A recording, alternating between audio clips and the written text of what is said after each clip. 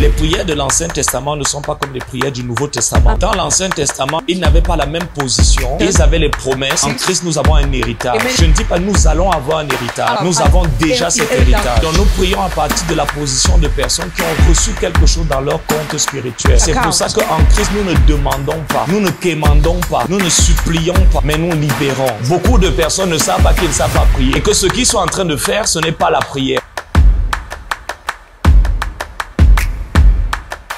Vous allez entendre très souvent des personnes qui vont vous dire « j'ai déjà prié ». Et je leur dis, ils ne savent pas qu'ils n'ont pas prié. La prière, ce n'est pas ce qui commence avec Seigneur et finit avec au nom de Jésus. La prière n'est pas liée à nos paroles. La parole, c'est le conteneur. La prière, c'est le contenu. Et la présence de Dieu présente dans une prière, le volume de révélation présent dans une prière, c'est ça qui libère la puissance. Vous n'avez jamais vu quelqu'un qui est en train de prier et vous n'avez pas l'impression que sa prière affecte l'atmosphère. Premier signe que votre prière ne marche pas, c'est qu'elle ne vous touche pas. Premier signe que la prière d'une personne ne marche pas, c'est qu'elle ne le bouge pas. La prière exige l'utilisation de toutes ses capacités. Et vous ne pouvez pas être en train de libérer une puissance sans sentir que quelque chose est en train de vibrer en vous. Lorsque quelque chose sort de vous, vous allez d'abord le sentir en vous-même. Comme de l'électricité qui passe à travers le câble. C'est la même chose avec la prière. Jacques 4, 16 à 18 dit « La prière fervente du juste rend disponible une grande puissance. À travers la prière, dans la nouvelle alliance, nous libérons la puissance de Dieu. » Je veux bien faire comprendre quelque chose. Les prières de l'Ancien Testament ne sont pas comme les prières du Nouveau Testament. Dans l'Ancien Testament, ils n'avaient pas la même position. Ils avaient les promesses. En Christ, nous avons un héritage. Je ne dis pas nous allons avoir un héritage. Nous avons déjà cet héritage. Donc nous prions à partir de la position de personnes qui ont reçu quelque chose dans leur compte spirituel. C'est pour ça qu'en Christ, nous ne demandons pas, nous ne quémandons pas, nous ne supplions pas, mais nous libérons. Les choses qui sont déjà nôtres, nous savons comme étant les nôtres, nous les libérons. Parce que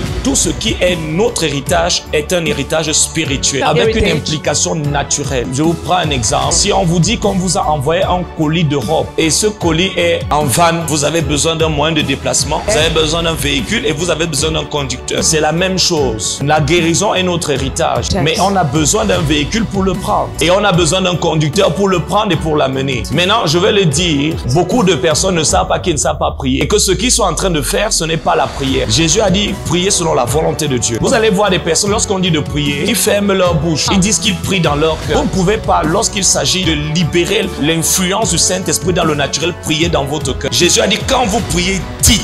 Il n'a pas dit pensez, il a dit dites. C'est quelque chose qu'il faut confesser. Dans Romains chapitre 10, à partir du verset 8 jusqu'au verset 10, il parle de croire dans le cœur. Oh, c'est dans le cœur qu'on croit. C'est avec la bouche qu'on confesse. La Bible dit si tu confesses, la confession, ça parle d'une proclamation audacieuse. Vient étymologiquement du mot homologeo, qui veut dire déclarer une chose en agrément avec une vérité. Donc, vous ne pouvez pas être en train de prier, on vous dit prier et vous êtes comme ça, la bouche fermée. C'est satanique. Il y a une partie d'ignorance, il y a une part d'orgueil et il y a une partie de satanisme là-dedans. Parce que vous ne pouvez pas libérer la puissance de Dieu si vous n'ouvrez pas vos bouches. Vous voulez que les circonstances entendent la voix de Dieu. Comment ils peuvent entendre quelque chose que vous dites dans votre cœur? C'est dans ce même état d'esprit que beaucoup de personnes pensent que Satan écoute les pensées de leur cœur. Alors ils essaient de chasser des démons avec la bouche fermée. C'est ça l'orgueil. L'orgueilleux, tu peux lui enseigner la même chose tous les jours, il ne va pas bien le faire. Sa méthode ne marche pas. La sienne, ça ne marche pas. Il te voit avoir des résultats avec ta méthode. Vois que ce que tu fais marche, mais il ne copie pas. Il peut faire mourir dans son orgueil parce qu'il ne veut pas donner l'impression qu'il est en train de faire ce que les autres font. Donc il préfère faire quelque chose qui va porter sa marque et qui ne va pas marcher plutôt que de faire quelque chose que quelqu'un d'autre fait et qui marche. Lui, il le fait, puis ça marche. Il prie, il est rempli du Saint-Esprit. Tu pries, mais tu es fatigué. Tu pries, mais tu es oppressé. Tu pries, mais tu es affligé. Tu pries, mais tu es découragé. Mais tu ne veux pas apprendre. C'est ça l'orgueil. L'orgueil, c'est quand on ne sait pas, mais on veut rester seul plutôt que d'être avec ceux qui connaissent. 1 Jean chapitre 5, verset 14 à 15. Si nous avons l'assurance, nous sommes sûrs. Le mot assurance ici, ça part d'une certitude. Nous sommes sûrs. Demandons quelque chose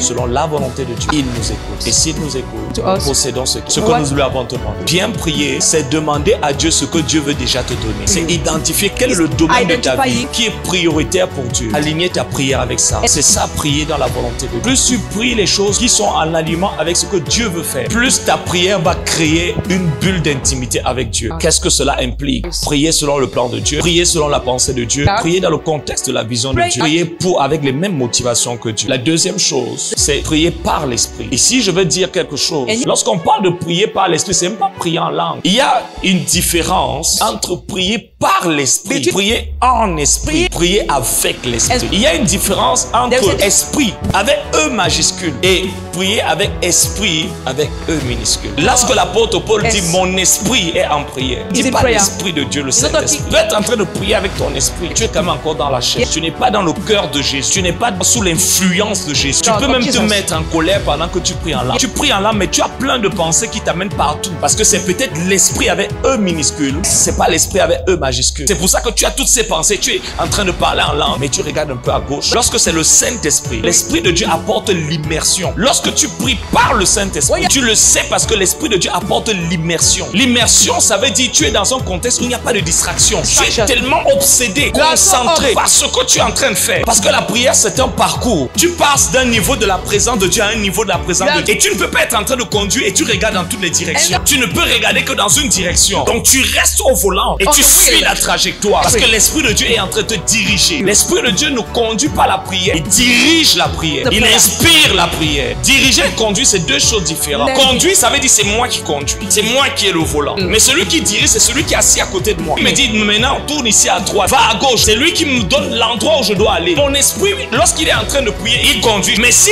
le Saint-Esprit n'est pas là, je suis peut-être en train de conduire, mais je suis en train d'aller dans un lieu qu'on appelle nowhere. À la fin, si on me demande qu'est-ce que tu étais en train de faire, je conduisais. Mais tu es allé où? Partais seulement. Parce qu'il n'y avait pas celui qui peut diriger